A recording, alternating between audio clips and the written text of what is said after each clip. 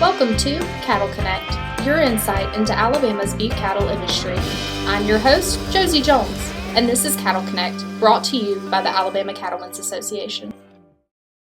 Hello, cattlemen. Welcome back to the Cattle Connect podcast. It's been a minute since we've been here in studio, thanks to the holiday weekend last weekend, but we hope you all enjoyed a wonderful 4th of July with your families. And whether you spent that holiday on the lake or at the beach or by the grill or on the farm, we hope you got to enjoy some delicious beef with your family and friends. Speaking of beef, that's what today's episode is all about. We're going to talk about marketing beef directly to consumers. So I'm here today with Kathleen Evans from CK Cattle in Hope Hull. Thanks for joining us today. Absolutely. Glad to be here. It is really hot outside, so I'm thankful to get a break from the heat and to come and catch up with you guys today. Gave you the opportunity to spend some of the hottest hours of the day in the AC. Absolutely. Perfect timing. Well, we're very excited to have you. We're excited to talk all things selling beef to Alabama consumers. And there's a lot that goes into this, as I know you're well aware from doing it yourself. So we're going to take a deep dive into all things about Alabama consumers. We're going to talk a little bit about processing, the different beef cuts, and marketing.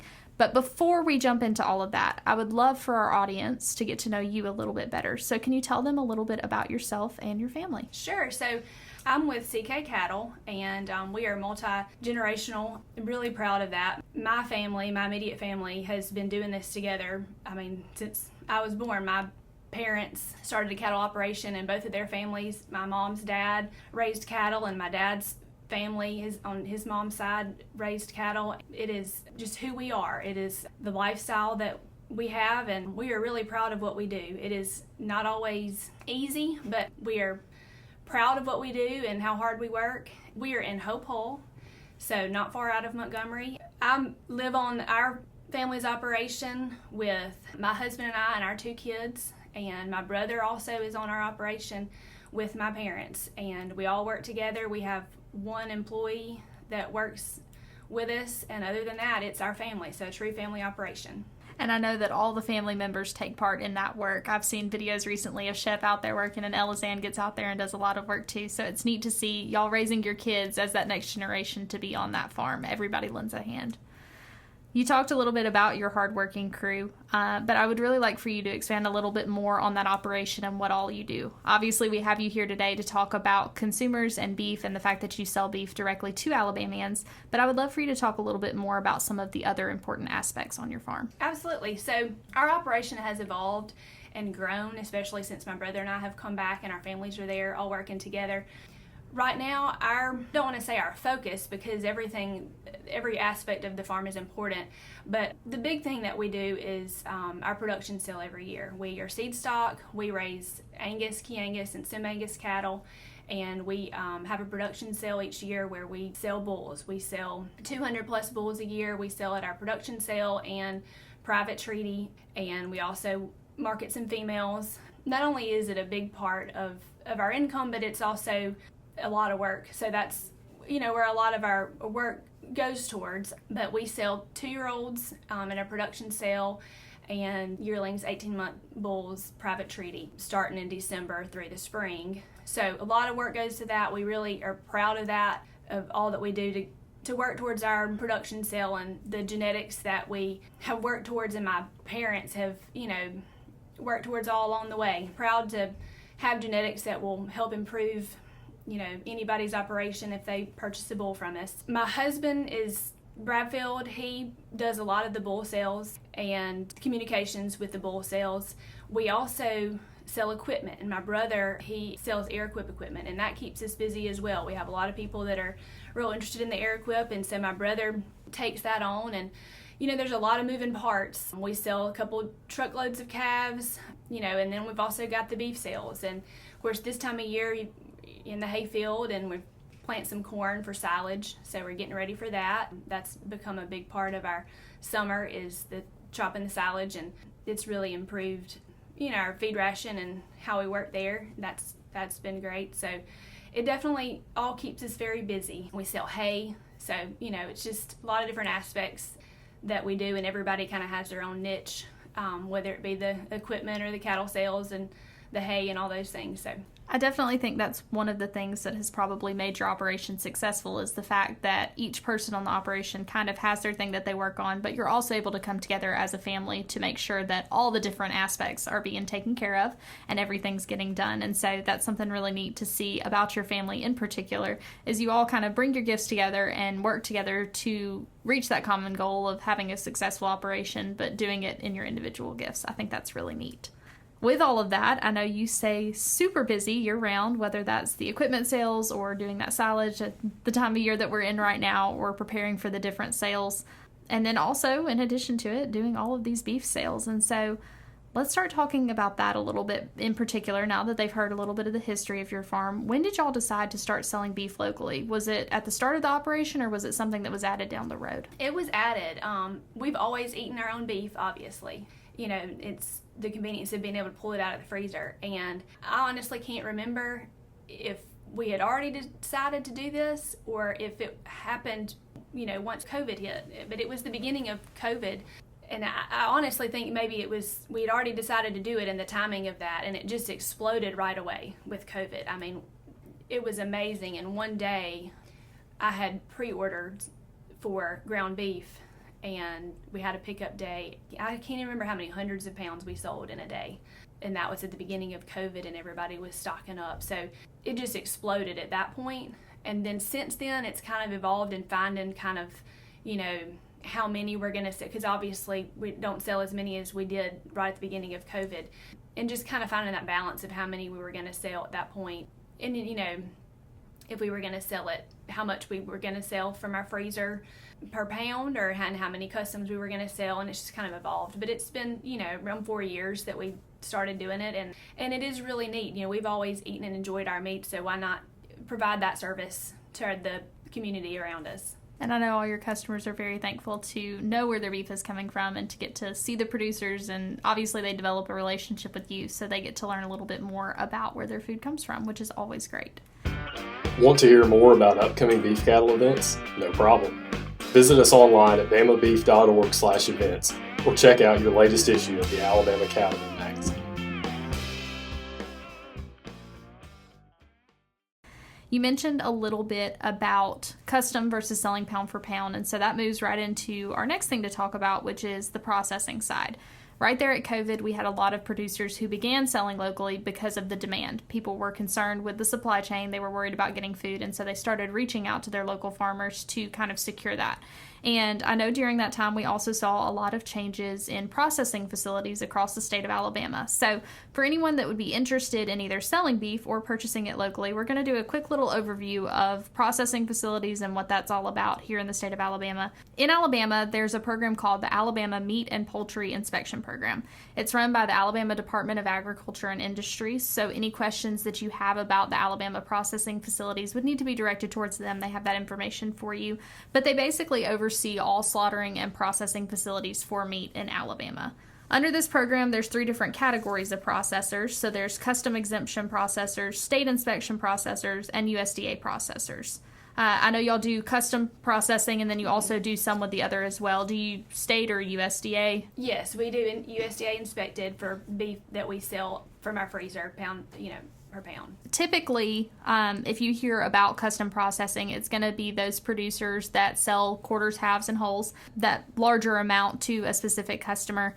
You'll hear a lot about cut sheets. That's typically when that comes in, is with a custom processor or anyone that's going to get a larger quantity of beef. Now, state processors are kind of the next level from this. Producers can take their cattle, have them processed, and pick up those individual packages, and you can sell those directly to consumers, but you can only sell that meat in Alabama. So for any of our producers that are selling across state lines, whether that be into Mississippi or Florida or Georgia or Tennessee, or trying to ship, state inspected wouldn't necessarily be the correct fit for you. But if you're only selling in Alabama at farmers markets or directly to some customers, and you're selling a pound of ground beef at a time, this is a good opportunity for you to use these processors.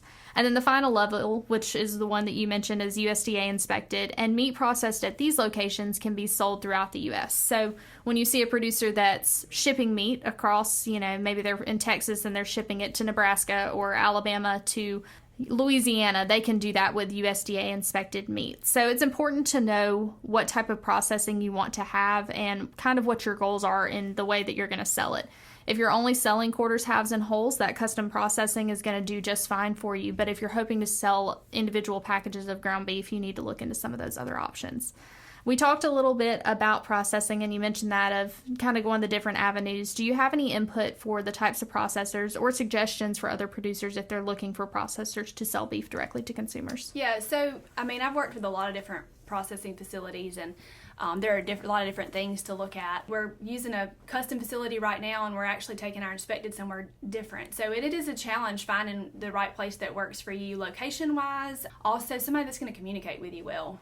For a while, during COVID or even after COVID, it was really hard to even get dates. So it was just where you could get in. And now, you can figure out what works for you best and pick who's going to work best for you. But having a cut sheet that's clear and makes sense, I've talked to some to try to change some cut sheets when you're giving it to a customer to fill out and they haven't done it before and don't really know what to ask or look for. It's foreign and confusing. So you want somebody that's going to work with you and also work with your customer.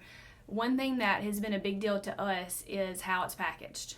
When we started selling out of our freezer, we're using a processor that was vacuum sealing the ground, and then another processor, it was inspected, but it wasn't vacuum sealed. And especially that customer that's buying per pound from you, that makes a big difference. It might just be visual. Some people think, they just like the way it looks. It just makes them feel better about what they're purchasing. But that's been something we've really looked for, is for our inspected meat, that it's all vacuum sealed. And now the custom place we're using right now vacuum seals everything as well as the ground. And I think that's great because it helps. But, location and communication, somebody that's just easy to work with, is all things to look at. That relationship with your processor is very important, whether that's just the ability, like you said, to have clear communication or even some of the opportunities that they offer. So one thing we mentioned to our producers when you're choosing a processor is truly think about what things you're going to want out of that, whether that's that vacuum sealing so that maybe you can ensure the meat stays safer a little bit longer, it kind of has better shelf times, or if you're wanting specific cuts. We have some producers across the state that do your basic steaks, your roast, and your ground beef, and for some producers and their consumer groups, that's perfect. And then we have other consumer groups that want some more specific cuts, whether that's like a chuck eye steak or, kind of those more niche markets. And so making sure that you're having these conversations with your processor, even if it's to mention a new idea to them. We had a producer that wanted to get some more specific cuts, and so I mentioned it to their processor, and they came back and were like, hey, we actually think this would be a great idea to offer. We just never thought about it before, so thanks for bringing it to our attention. But being able to go to those people and kind of say those things is super important, so that's a great thing to bring up. And I will say, too, another thing that is something to consider is their facilities as far as the drop-off of your cattle. Some places, whether it be a dark hole that they don't want to go in, that's something that you might be important to you as far as the ease of unloading your cattle at their facility. Absolutely. All the details matter. Mm-hmm. So we talked a little bit about the different types of processors, but there are definitely a lot of other factors that go into deciding how you're going to sell beef. Since y'all made all of these decisions about 4 years ago and you've had some time to kind of see how they would play out, what are some of those things that you think producers should consider before jumping in? Well, that was a big thing for us when we started because we had so much demand and we had the ability to have a lot of supply. We didn't have freezers. And so we literally borrowed freezers from neighbors and we're pulling freezers together because you couldn't even buy them at that time. And now we have the freezer space, but it's a constant juggling game of organizing the freezers. We actually just emptied one yesterday, combined freezers and emptied one just to make all of that make sense. And it has to be something that works for you. It is very time consuming for us. The way we do it, the customers that buy from us per pound, they call, and I pretty much, and it's honest, I'm like, we're here all the time. So you just call me before you come or, give me an hour's heads up and somebody can meet you at the barn. And that usually works because somebody's typically there all the time. But it does make it a little bit of a challenge because you may be in the middle of doing something else and you have to stop what you're doing and run to the barn to meet somebody. It is time consuming. So you have to have the ability, the space, the freezer space, and the capability to do those things. Unless you want to, you could set up and sell it a certain day or a certain time, but that's just how we do it. And that's going to vary for everybody.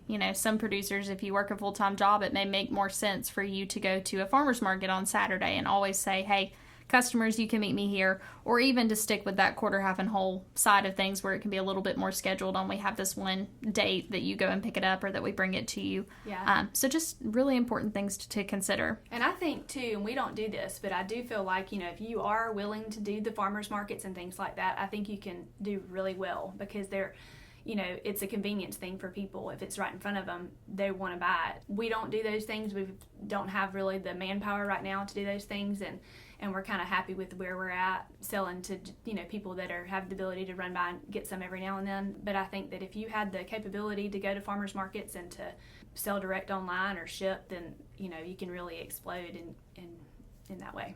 It all comes down to what you want to do and what time you have to do it. We hope you're enjoying this week's podcast, but the fun doesn't have to stop here. Get benefits like this and so many more to stay connected to Alabama's beef cattle industry today by visiting us online at bamabeef.org/join. Those are definitely all important things to consider. And you touched on this a little bit, but regardless of which route you choose to go with selling beef, it needs to be marketed to consumers regardless. They have to find out about it somehow. So can you talk a little bit about how you've developed the consumer base you have now and maybe some ways to grow a consumer base? Yeah, absolutely. So I truly feel like in anything you do, word of mouth is the best. Now, what I pretty much use is Facebook. And Facebook is really powerful in that way. You can reach a broader client base in your area better. People that may not know you, know who you are, and already have that connection, can find out about you through Facebook. So I do Facebook post and boost them, and that's pretty much how we get our customers, and then as well as, just past customers, repeat customers coming back. And I think that I could do better with that. I could expand on it a lot, but I do what I can with the time that I have, and that's pretty much the avenue that we use. It would be really helpful, keeping up with past customers' information. And we do have a lot of repeat customers. I probably don't use that tool enough, sending out email blasts to past customers and things like that, I think would be useful, but I don't use those as much as I could. But we really honestly, for the most part, when we have the spots and have the animals ready to go to the processor, we typically end up selling them. Sometimes my husband is, like, come on, you need to market these and we need to sell 2 more this month. And I usually will put something out there and it usually gets sold. Sometimes it's last minute, but it usually gets sold. It's one of those things that at the end of the day, marketing is important, and every producer will hear me say that, even as a person, developing that high quality kind of thing around your farm is important, but also you don't want to market yourself to the point where you can't keep the product, because at the end of the day how much time you have and what the resources are that you have. And so figuring that out for each person on their own is something that's really important about running this side of a business. Yeah. All right, we've kind of gone through all the different sides of selling beef. One of the things that keeps coming up is kind of knowing your customer base, knowing what you can handle as an operation, and just kind of knowing where you stand. I highly encourage all producers to take the time to think through what you want your farm to be and kind of think through what you can realistically handle. I know it's easy to look at other operations and say, well, they're doing it this way, and so we need to do it a certain kind of way. But you touched on that a lot today, of figuring out what you can handle and working from there. And I think that's part of what has made your group so successful. Before we wrap up for today, do you have any final advice for anyone considering marketing beef directly to consumers in Alabama?